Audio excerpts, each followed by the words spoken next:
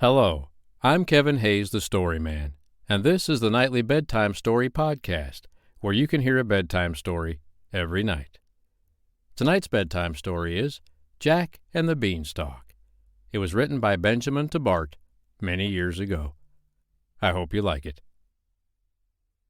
Jack and the Beanstalk. Jack was an idle, lazy boy who would do no work to support his widowed mother. And at last they both came to such poverty that the poor woman had to sell her cow to buy food to keep them from starving. She sent Jack to market with the cow, telling him to be sure and sell it for a good price. As Jack was going along the road to market, he met a butcher. The butcher offered to buy the cow in exchange for a hatful of colored beans. Jack thought the beans looked very pretty, and he was glad to be saved the long, hot walk to market. So he struck the bargain on the spot and went back to his mother with the beans, while the butcher went off with the cow. But the poor widow was very disappointed. She scolded her son for being an idle, lazy, good-for-nothing boy and flung the beans out of the window in a passion. Now, the beans were magic beans, and the next morning, when Jack awoke, he found some of them had taken root in the night and had grown so tall that they reached right up into the sky. Jack was full of wonder and curiosity, and being fond of adventure and excitement, he set out at once to climb the beanstalk, to see what was up at the top of it. And he climbed, and he climbed, and he climbed, and he climbed, and he climbed, and he climbed, and he climbed until at last he climbed right up to the very tip-top of the beanstalk. Then he found himself standing in a strange country. In the distance he could see a big castle, and, as he was hot and tired with his long climb, he thought he would go and ask for something to eat and drink. He had not gone very far before he met a fairy, who told him that the castle belonged to a wicked giant, who had killed and eaten a great number of people. "It was he who killed your father," she said, "and it is your duty to do your utmost to destroy the wicked giant. Go now, and see what you can do. If you can carry off any of his treasures, you are at liberty to do so, for none of them really belongs to him. He has taken them all by force from the people who he has robbed and killed." Jack was delighted at the idea of this adventure, and set off in high spirits toward the castle. The castle was farther off than he had thought, and by the time he reached the gates, it was so late that he made up his mind to ask for a night's lodging.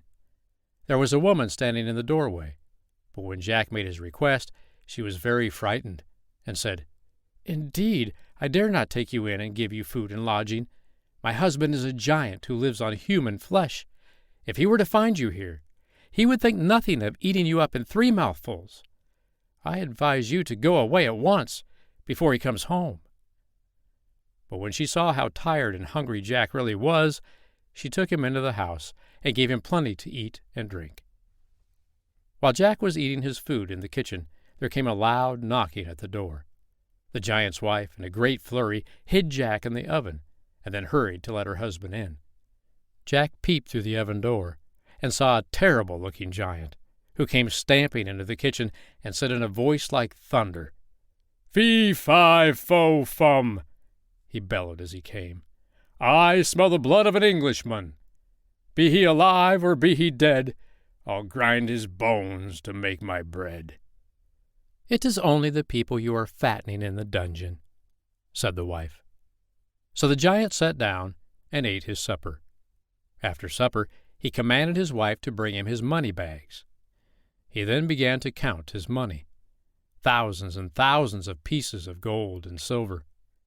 Jack wished he could take some of this money home to his mother, and presently, when the giant fell asleep, he crept out of his hiding place, and hoisting the bags upon his shoulder, slipped quietly away with them.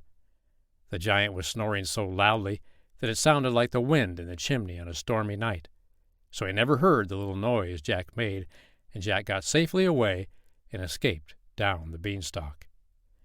His mother was overjoyed to see him, for she had been very worried about him when he did not come home the night before, and she was delighted with the bags of money, which were enough to keep them in comfort and luxury for some time.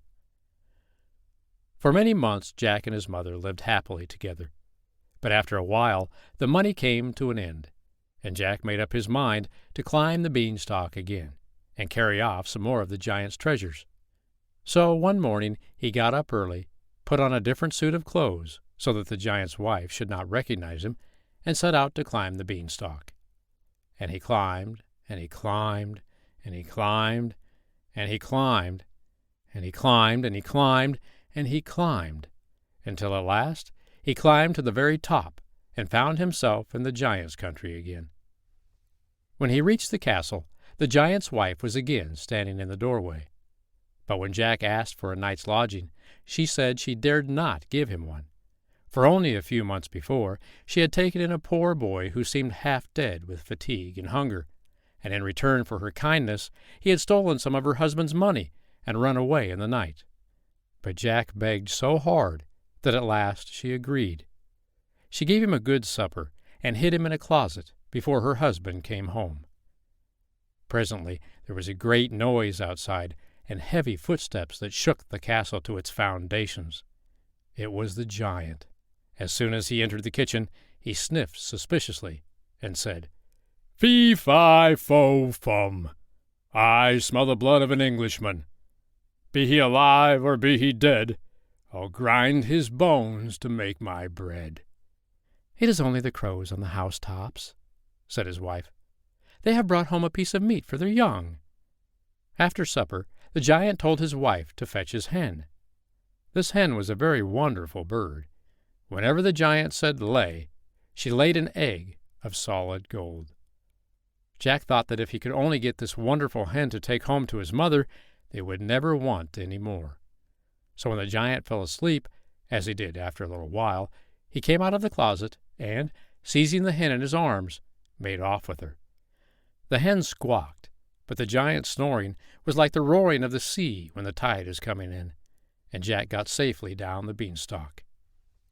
The hen laid so many golden eggs that Jack and his mother became quite rich and prosperous, and there was really no need for Jack to go again to the giant's country. But he liked the danger and excitement, and he remembered that the fairy had told him to take as many of the giant's treasures as he could, and at last, without saying a word to anybody, he started off once more to climb the magic beanstalk. And he climbed, and he climbed, and he climbed, and he climbed, and he climbed, and he climbed, and he climbed, until at last he reached the very tip-top and stood in the giant's country. This time, when he reached the castle, he began to be afraid that the giant's wife really would not let him in. "Indeed and indeed I dare not," she said. "Twice lately have I given shelter to a wayfaring youth, and each time he stole some of my husband's treasures and made off with them. Now my husband has forbidden me, on pain of instant death, to give food or lodging to any traveler." But Jack pleaded and pleaded, and at last the good-natured woman, moved to pity by his travel-stained appearance, gave way and let him into the castle. When the giant came home, the wife hid Jack in the copper. As usual, the giant's first words were, "Fee-fi-fo-fum. I smell the blood of an Englishman. Be he alive or be he dead, I'll grind his bones to make my bread." And, in spite of everything his wife said, he insisted upon searching all around the room. Jack was in a terrible fright while the giant was hunting, but fortunately he forgot to look in the copper, and after a time he sat down to his supper. When supper was over, the giant told his wife to fetch his harp. Jack peeped out of the copper and saw the harp brought in and set down before the giant.